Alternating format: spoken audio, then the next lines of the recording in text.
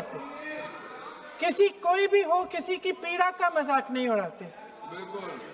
आप संसद में बैठे हैं, निशिकांत जी आप बना रहे हो। जब तक हम वहां पहुंचे उस लड़की की मां नेताओं के आने जाने से गुस्से में थी। किस लिए आए हो? उसने आईसीयू के दरवाजे के बाहर खड़े होकर हमें पूछा। हमारे सामने कांपते हुए हाथ जोड़े कहने लगी कि धन्यवाद आप आए हैं, ठीक है, मगर मुझे किसी से नहीं मिलना, मुझे किसी से बात नहीं करनी। महोदय, उस मां की पीड़ा से उसका पूरा शरीर कांप रहा था, लेकिन उसने दृढ़ आवाज में कहा, सुबह से बड़े बड़े लोग यहां आ रहे हैं, एक के बाद एक वीडियो बना रहे हैं, वह भी आए जिन्होंने मेरी बेटी का ये हाल किया है। किस लिए? उसने हमसे पूछा। किस लिए? मेरी बेटी की बलि तो चढ़ गई है, लेकिन उसे कुछ भी हो जाए तो मैं उसके लिए अपने आप लड़ूंगी। मुझे किसी की मदद नहीं चाहिए, मैं अकेले लड़ लूंगी। महोदय, शायद मुझे यहाँ खड़े होकर सबके सामने ये बात नहीं कहनी चाहिए, मगर उस माँ की गुहार ने मुझे शर्मिंदा किया। उसके दिल के टूटने की वो आवाज जो अस्पताल की दीवारों से में गूंज रही थी, मेरे मन में अभी भी गूंज रही है। इसलिए उस माँ की इजाजत लिए बिना मैं आपके द्वारा आदरणीय प्रधानमंत्री महोदय जी और आदरणीय गृह मंत्री महोदय जी से पूछना चाहती हूँ कि क्या जरूरत थी एक मासूम बच्ची पर इस तरह दमन करने की? क्या जरूरत थी उन छात्रों पर आंसू गैस चलवाने की, उन पर लाठियां बरसाने की, उन पर वाटर कैनन्स चलवाने की? क्या जरूरत थी उन नौजवान लड़कियों को जलील करते हुए उनके कपड़े फाड़ने की, उनको बेरहमी से गंदी तरह पिटवाने की? देश के युवाओं पर पैलेट गन्स और AK-47 चलवाने की क्या आवश्यकता थी? क्या वे आतंकवादी थे? क्या आतंकवादी हैं? टेररिस्ट हैं? हाँ, कांग्रेस बोल रही है।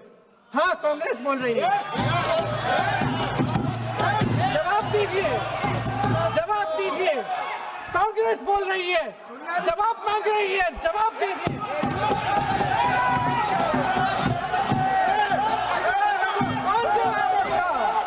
कौन जवाब देगा? गृह मंत्री जी जवाब देंगे। किसने ऑर्डर दिया? किसने ऑर्डर दिया पैलेट गन्स चलाने के लिए? किसने ऑर्डर दिया? आपके माध्यम से मैं पूछती हूं अध्यक्ष महोदय, किसने ऑर्डर दिया? प्रधानमंत्री जी ने दिया? गृह मंत्री जी ने दिया? जवाब देंगे? पूरा देश पूछ रहा है, सिर्फ कांग्रेस पार्टी नहीं पूछ रही है, पूरा देश पूछ रहा है। अध्यक्ष महोदय, देश के माता पिता पूछ रहे हैं, छात्र पूछ रहे हैं, अध्यापक पूछ रहे हैं, पूरा देश आज ये पूछ रहा है। और आपकी जिम्मेदारी बनती है कि आप इस सवाल का जवाब दें। क्यों डरते हैं आप इस देश के नौजवानों से? क्यों डरते हैं आप इस देश की बुलंद आवाज से? और उस आवाज को दबाने का हक आपको किसने दिया है? महोदय, ये सदन यहाँ बैठे हुए सांसदों की जागीर नहीं है, ये इस देश की अमानत है। यहाँ बैठे हम सब इस देश की जनता, इस देश के युवाओं, बुजुर्गों, गरीबों, अमीरों और सब धर्मों, सब वर्गों के देशवासियों के सेवक हैं। हम उनके प्रतिनिधि हैं और ये सत्ता हमें उन्होंने ही दी है। इस देश का संविधान हमारी सर आंखों पे, इस देश का लोकतंत्र सर्वोपरि है, इसे ध्वस्त करना पाप है। यह करोड़ों जनता हमसे सिर्फ एक चीज मांगती है, जवाबदेही। इंग्लिश में इसे अकाउंटेबिलिटी कहते हैं। हमें सत्ता देकर, हमें यहां तक लाकर सिर्फ उसकी ये गुहार है कि जो हम करें उसकी भलाई के लिए करें, और अगर उनके साथ अन्याय हो तो हम उनके प्रति जवाबदेह बने और उन्हें न्याय दिलवाएं। पिछले दिनों हजारों बच्चे सड़क पर उतरे, उन्होंने अपनी पीड़ा व्यक्त की।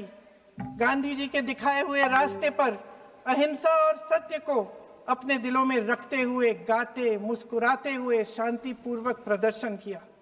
लोकतंत्र के सबसे पवित्र सिद्धांत के तहत उन्होंने अपनी आवाज उठाने का अधिकार कायम किया। ये उस भारत के बच्चे हैं जो गांव में रहते हैं, जो महानगरों में रहते हैं, जो छोटे कस्बों में, छोटे शहरों में रहते हैं, जहां माँ अपने गहने बेच देती है, पिता अपनी जमीन गिरवी रख देता है, एक परिवार अपनी पूरी जिंदगी की कमाई बच्चे के सपने पर खर्च देता है। और अब उन्हीं बच्चों को लगने लगा है कि आज इस देश में मेहनत से ज्यादा बेईमानी मायने रखती है, मेरिट से ज्यादा पैसा मायने रखता है। तब सिर्फ एक छात्र नहीं हारता, उम्मीद हारती है। इन परेशान बच्चों ने अपनी उम्मीदें आपसे साझा की। उनकी मांगे क्या थी? कि पेपर लीक करके उनके साथ जो बार बार अन्याय किया जा रहा है उस पर कार्रवाई की जाए, कि जो सिस्टम उनके भविष्य को कुचल रहा है उसे सुधारा जाए, कि जो माफिया उन्हें घेरे हुए है उसे हटाया जाए, कि जिस मंत्री के कार्यकाल में यह सब हुआ वह इस्तीफा दे, कि उन पर बर्बरता करने वालों पर कार्रवाई की जाए और उसके लिए माफी मांगी जाए। बस यही उनकी मांग थी ना, कि जो शिक्षा और स्वतंत्र अभिव्यक्ति का अधिकार उन्हें संविधान ने दिया है उसे कायम रखा जाए। महोदय, हमारे एजुकेशन सिस्टम में कुछ समय से बहुत खामियां भर चुकी हैं। बच्चों पे जो प्रेशर डाला जाता है उसकी वजह से सैकड़ों बच्चों ने आत्महत्या कर डाली है। उससे भी ज्यादा बच्चे डिप्रेशन में डूब रहे हैं। परिवारों पर बच्चों को पढ़ाने लिखाने के लिए घूस, capitation fees, tuition fees, coaching fees आदि के घिनौने दबाव हैं। लोन लेने पड़ते हैं, सामान बेचना पड़ता है और उसके बावजूद कोई गारंटी नहीं कि उनके बच्चों के भविष्य मजबूत बन पाएंगे, क्योंकि बेरोजगारी चरम पे है। इस सरकार ने रोजगार पैदा करने वाले सभी सेक्टर्स को लगातार कमजोर किया। एग्जामिनेशन सिस्टम खुद फेल हो गया है। पिछले दशक में 152 पेपर लीक हुए, 750 करोड़ छात्र प्रभावित हुए, मगर एक भी दोषी, एक भी माफिया को सजा नहीं।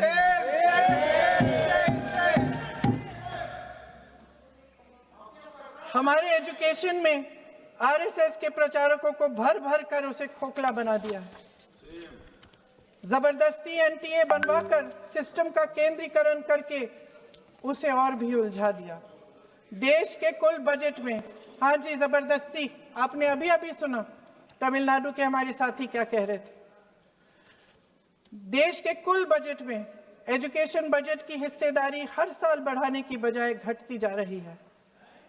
1.4 लाख करोड़ रुपया का पूरा बजट एजुकेशन बजट है और 1.32 लाख करोड़ सिर्फ नीट देने वाले 22 लाख बच्चों के परिवारों से हर साल खींचा जाता है। एक और शर्मनाक आंकड़ा भी है। 1.4 लाख करोड़ रुपया हमारा पूरा एजुकेशन बजट और 16 लाख करोड़ रुपए जो मौजूदा सरकार ने बड़े उद्योगपतियों के लोन माफ किए हैं। सोचिए कि इस सरकार की प्राथमिकताएं क्या है। सच ये है अध्यक्ष महोदय कि जिस तरह अस्पताल में उस छात्रा की मां का विश्वास पूरे सिस्टम से हट गया है, उसी तरह देश के युवाओं का भरोसा इस पूरे सिस्टम से टूट चुका है। और जब इस तरह देश के भविष्य, हमारे युवा निराश होकर सरकार और सिस्टम से अपना भरोसा हटा देते हैं, तो उस भरोसे को फिर से बनाने के लिए सिस्टम के अंदर से जवाब नहीं ढूंढा जा सकता। उसके दायरे से बाहर निकलना पड़ता है, नए सिरे से ठोस प्रयास करने पड़ते हैं। अफसोस की बात यह है अध्यक्ष महोदय कि इतना हो जाने के बाद भी आदरणीय प्रधानमंत्री महोदय जी और उनके साथी इस सच्चाई को समझ नहीं पा रहे हैं। वे अभी भी ये सोच रहे हैं कि पीआर, नैरेटिव चेंज और पालतू मीडिया के सहारे एक बार फिर उनकी नैया पार हो जाएगी। परसों शिक्षा मंत्री जी ने शर्मनाक परिस्थितियों में अपना इस्तीफा दिया और कल यहीं मकर द्वार पर मेरे सत्ता पक्ष के सांसदों ने जिंदाबाद के नारे चिल्लाते हुए उनका संसद में ऐसे स्वागत किया जैसे मानो कोई सुपरस्टार पहुंच गए हैं। विडंबना देखिए महोदय, जब भूतपूर्व शिक्षा मंत्री को मुकुट पहनाया जा रहा था, स्वागत हो रहा था उनका, तब महाराष्ट्र में एक परिवार पेपर लीक पीड़ित अपनी बेटी की आत्महत्या का शोक मना रहा था। आपकी सरकार ने देश के करोड़ों छात्रों को क्या संदेश दिया? आपको किस बात का गौरव है, किस बात का अभिमान है? ये कौन सा अहंकार है? जहां आंखों में शर्म होनी चाहिए, वहां बेशर्मी और स्वागत के नगाड़े बजाए जा रहे हैं।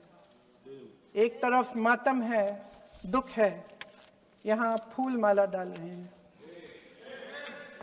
कोई आप पर कैसे यकीन करे? प्रधानमंत्री महोदय जी ने नया शिक्षा मंत्री चुना, एक ऐसे व्यक्ति को इस पद पर आसीन किया जिसने एक गर्भवती महिला के बलात्कारियों की रिहाई पर अपनी सहमति व्यक्त की, खुशी जताई। देश की करोड़ों लड़कियों को प्रधानमंत्री जी ने इससे क्या संदेश दिया?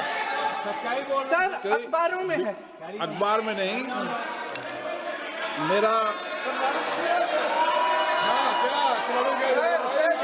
कुछ भी बोल के चले जाते हैं क्या? तो कैसे क्या है इनके पास? ऐसा ही कोई आरोप लगा दीजिएगा।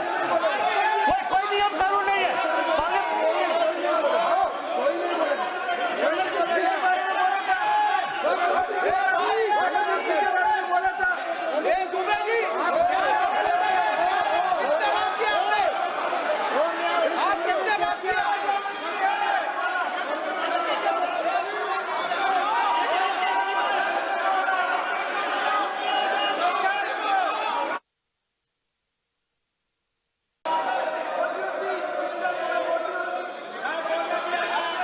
अध्यक्ष महोदय जी, जो श्रीमती प्रियंका वाड्रा गांधी जी बोल रही थी, तो बीच में उनके वहाँ से भी टोका टोकी पहले भी हुए, हमारे यहाँ से भी हुए थे। अभी हम लोग तो शांति से सुन रहे हैं, लेकिन जो अभी अभी हमारे वर्तमान नए शिक्षा मंत्री को जो उन्होंने टिप्पणी की, कैरेक्टर असैसिनेशन है एक तरीके से संसद में, और इस तरीके के भाषा हम उम्मीद नहीं करते हैं। मैं इसमें प्रहलाद जोशी जी ने भी खुद कहा है, एक तो उन्होंने प्रियंका जी ने जो गलत बात कही है रिकॉर्ड पे, उसको रिकॉर्ड से हटा दिया जाए। दूसरा इस तरह का भाषा का इस्तेमाल ना करें। आपने डिबेट से पहले आपने अपील किया कि संसद में डिबेट का स्तर को नहीं गिराने चाहिए।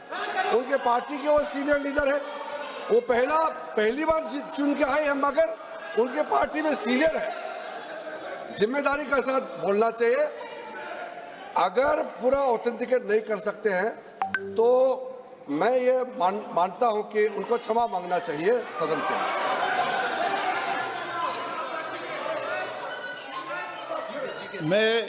मेरा मत ये सदन के अंदर, ये सदन सर्वोच्च लोकतांत्रिक संस्था का सदन है, इसका एक एक शब्द हमेशा रिकॉर्ड में रहता है।